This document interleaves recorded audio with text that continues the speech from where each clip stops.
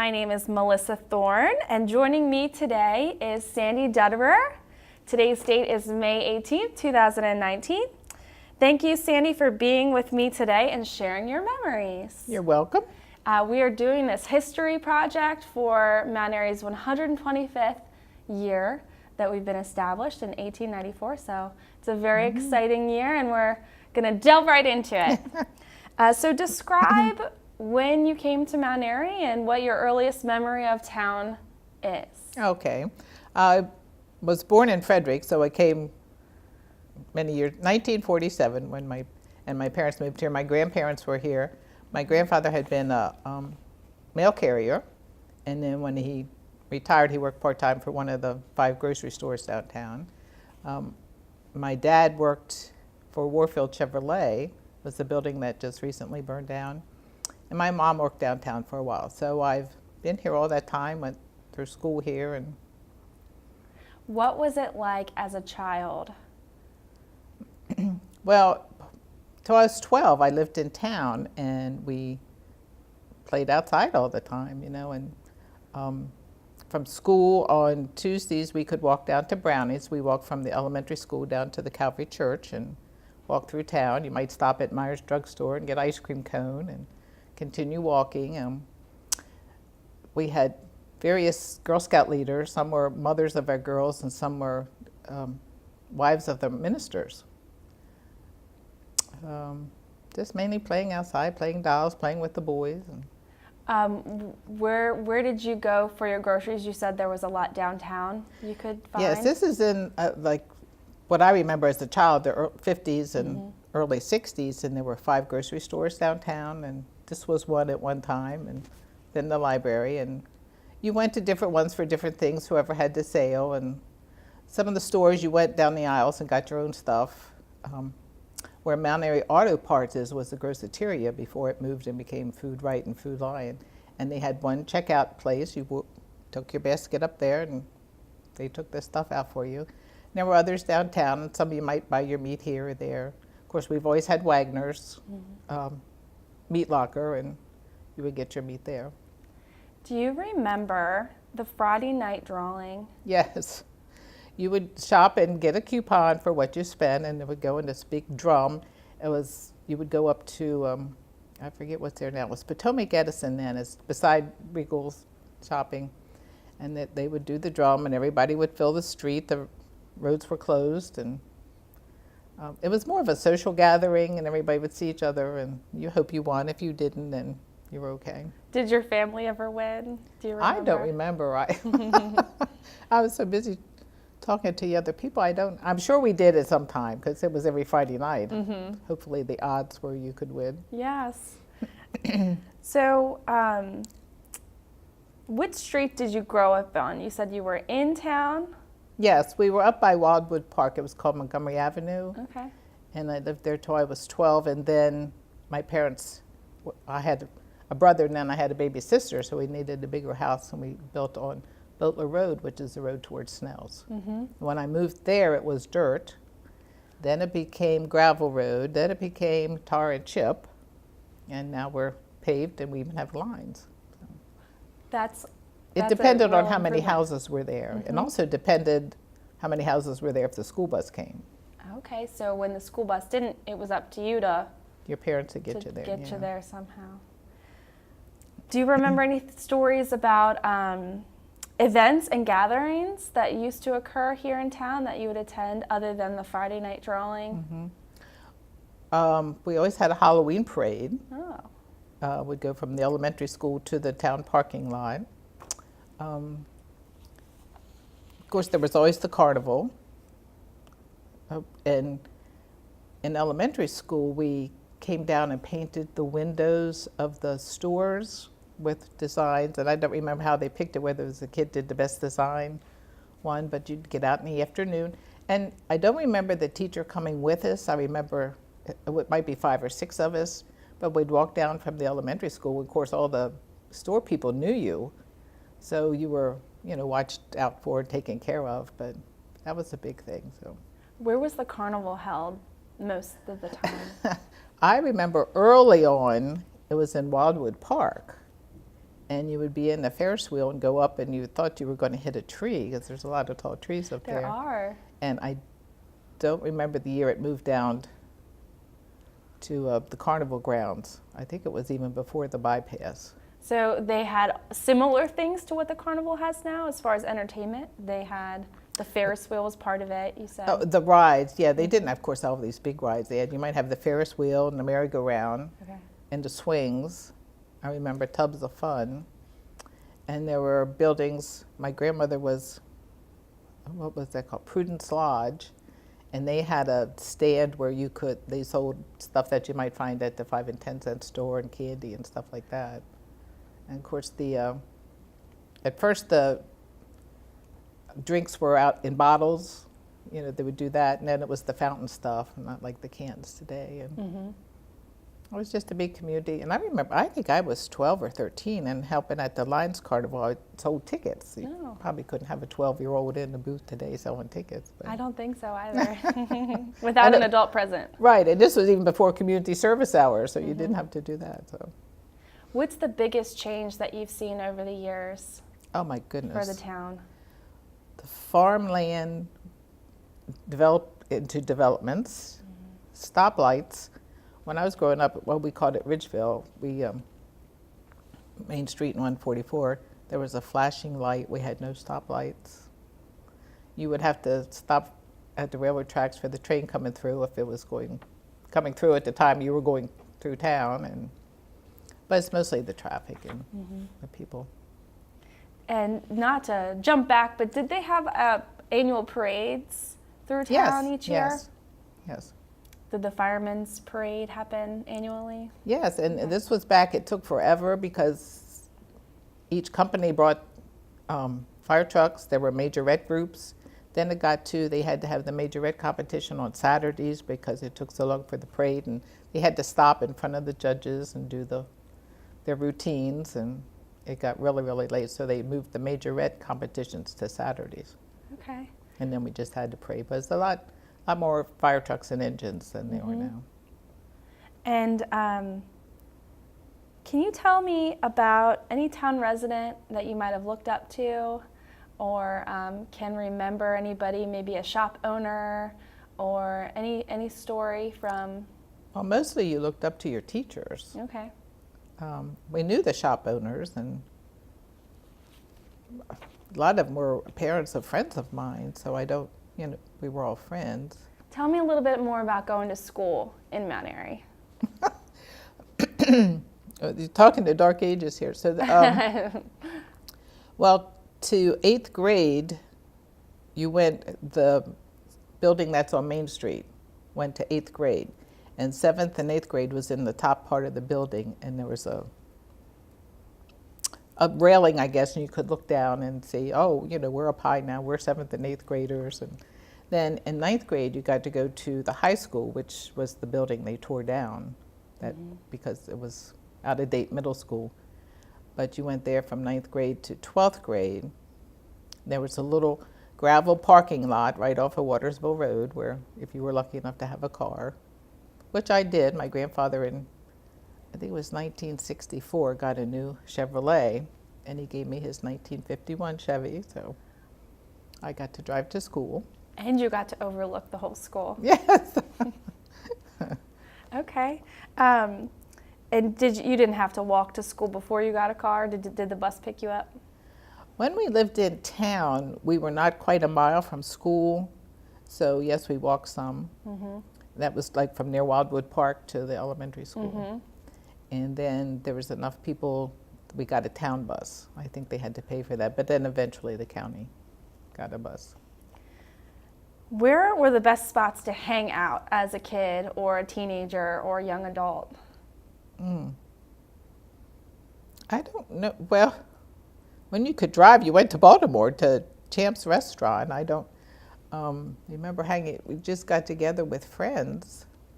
Of course, you hung out at the carnival. And there was a building, when it moved to the carnival grounds where it is now, and there was a building that's now become the reception hall. But we had dances in there, and it was, you'd go and have, but that was 1 week during the summer. That wasn't all the time. And then as an adult, where did you find, going out to restaurants? Well, there was one downtown. There was always Old Town. Gosh, there weren't that many. You would either go to Frederick or Westminster, and sometimes venture down. It was Route 40 then, not 70, to towards Baltimore. The old National Pike, right? Yes. Okay. Yeah. Well, the old National Pike is 2 lanes. Route 40 was 4. Actually, that's 144, I guess. Oh, that's one. Yeah, that's describing. one. Okay. Yeah. So. Have you belonged to any organizations locally?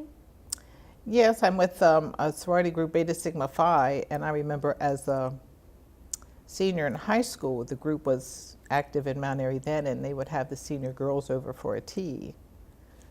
And it was interesting then to, when I came back from college, it was still here, so, and I've been in it ever since. There's a smaller group of us now, but we still get together. We used to meet twice a month, now we meet once a month, and it's a service group and a cultural group. We do programs. And Okay.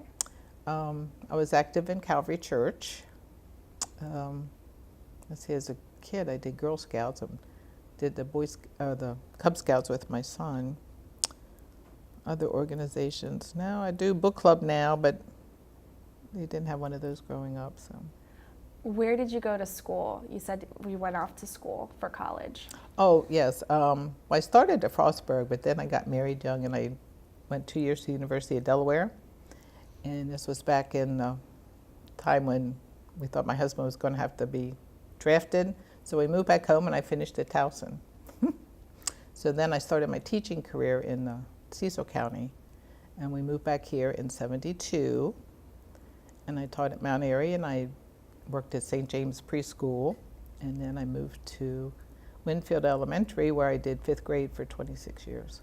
So what brought you back to Mount Airy? You started here and then? Family, I guess. Mm-hmm. And my husband at that time got a job near here, so we decided we'll move back and see if this is where we want to stay. And we've always stayed. My kids went to the Mount Airy schools, and they both went to Towson. And so what was it like raising your kids in Mount Airy? it was different. The times changed. The schools were a little different. I had some of the same teachers my parents had. Then my kids had a few that I had, but not the ones my mom had. It was just different to see the curriculum and after-school activities and the sports. Luckily, my kids were in sports when they weren't all on Sundays. Your kids did Sunday school and church, which I think we've gotten away from some. Mm-hmm. And did they participate in any of the, I guess, MEA or Four County Lions Club, or I mean the other sports organization? They played soccer. Yes, I Mm-hmm. think most kids in Mount Airy played soccer or basketball with Denny Ahalt. I think that's pretty true. Yes. So, both my kids did soccer and basketball. My son didn't do. Well, they didn't have rec football then. He didn't do baseball. Yeah, but they had, and then they played in high school, so that. Was there a park that you frequently visited? Not around town. You would go up to Catoctin or. Okay. No, Piney, I think. No, it wasn't when I was a kid. When my kids were little, you could do Piney. That's right, Piney Run out Yes, in Sykesville. Piney Okay. Run. If you had to describe Mount Airy to someone who has never been to our town, what would you say? A small town with growing pains. I don't know. I always enjoy hearing people say, "Oh yeah, I moved to Mount Airy. It was a small town, and but things have changed so." And you just think, well, it was smaller before everybody moved here, but. Mm-hmm. I don't know. I think we're very friendly. I think we look out for each other. We're trying to build community with the Main Street Association, and they're doing like the chili cook-offs and all these events where they close the street and have people come and do stuff. So I think it's a very friendly place to live. We have a lot of sports for kids. I still think people are caring. we look out for each other. I think it's a nice place to raise kids. And where would you recommend that they must visit when they're here? Well, you need to go in Ben Hughes and see all the wonderful stuff he has in there. Now we have some others. We have, what's the new one? It was Hipsley Collection. I don't know. Mount Airy Commons. Mount Airy Commons. And the printing lady has her place. Yes, what else? SK Printing. Yes, Yes. she has her little. What do you need to visit? Oh, the museum. Yes. Our wonderful museum, yes. And that just opened in the historic train station. Yes. And I'm trying to think, would you have seen any of the passenger cars that have gone out when you were growing up? No, now I remember my mother, well, both my parents rode the passenger train to Baltimore to work, but that was before me. I remember waiting for the freight trains that went on and on and on, but I don't remember seeing passenger cars. And that would have been a long commute for them compared to everybody else probably working locally. Yeah, but I think it was quicker and more advantageous than driving to Baltimore Sure. at that time. So. Sure. So how do you think that the town will change in the next 10 years or 50 years even? Well, plans are to demolish, I guess is called the term, the Flatiron Building, which I think is a very historical, unique building, and I would hate to see that. So, yes, we do need a community center. I think we need a place for kids to go. I don't know the solution to all that. I think there's big changes for town and cutting off streets and things that I'm not sure need. If you move to a small town because of its flavor, then you don't come in and, not make it that small town anymore. So I don't know the answer to that, but I think there'll be changes in building some of the probably businesses. I hope the train shop stays in and our museum. I just hope, we can keep up with that, and we have a lot of exhibits now. If we can change them and have different ones at different times, have people come back rather than. And Larry Vallet is working on the train display, which is wonderful, and the time he's putting in that. So, describe the train display and what he's doing with that. I think it's 3 or 4 tracks and trains going back and forth, but he's doing the scenery as to what Mount Airy was. There's a mill, and of course he has the train station. There'll be where the canning factory was, just as Mount Airy used to be at the heyday of the train. And he's gotten little trees. People are about that big, and you just think, and dogs, there's dogs and cats and horses, and it's amazing.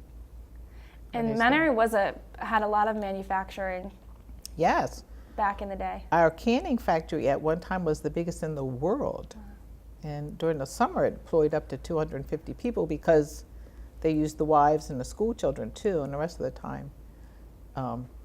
After that, maybe 5 to 20 people, but not as much. And we had the pants factory and the hatchery.